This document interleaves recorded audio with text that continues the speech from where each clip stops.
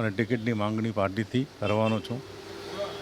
જે મુદ્દાવર છે આના ટિકિટ માંગવાની છે. આપણે 3 વખત કોર્પોરેટર રહી ચૂક્યા છે, 1 વખત MLA રહી ચૂક્યા છે અને આ ફેરે વિચાર છે અગર પાર્ટી આશીર્વાદ કરશે તો લોકસભા લડીશું.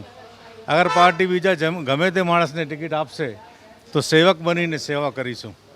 અને પાર્ટી માન છે, જે પાર્ટીનો આદેશ પણ હશે એ સારી રીતે પાલન કરીશું. જે પણ ઉમેદવાર આવશે એને અમે સારી રીતે સારી લીડથી જીતાડીશું. પણ તર્ક સાથે અને કયો મુદ્દો કયો છે કે બહુ જો લોજિક સાથે મૂળ વિષય એવો છે કે આપ સિંધી સમાજમાંથી આવો છો. જી, પૂર્વ લોકસભા વિસ્તારની વાત કરીએ, આપના સમાજના વોટ ઓછા છે, અહીંયા કડવા પટેલના વોટ ઝાઝા છે, અન્ય સમાજના વોટ ઝાઝા છે. આવા સંજોગોમાં આપ જો ટિકિટ માગો તો કાસ્ટ ફેક્ટર કઈ રીતે એડજસ્ટ થશે? જો કાસ્ટ ફેક્ટરની વાત નથી પહેલી વાત તો, અને પાર્ટીમાં કોઈ જાતિ સમીકરણ નથી હોતો. અમે વર્ષોથી મારો આખો ખાનદાન પાર્ટી સાથે જોડાયેલો છે, સમજા.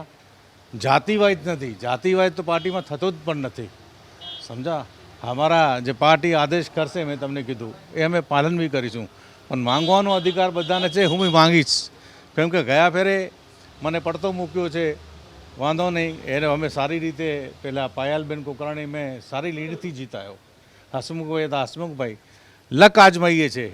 અગર પાર્ટીની મહેરબાની થઈ જશે, ટિકિટ મળી જશે તો બધા જેટલા બી ભાજપના નાના મોટા કાર્યકર્તા છે, મને વિશ્વાસ છે સાથે ખંભો મિલાવીને જીતાડશે.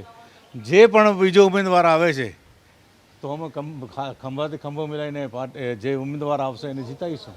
પાર્ટીનો ફરજ અને ધર્મ અદા કરીશું, સમજા. જાતિવાદને હું નથી માનતો.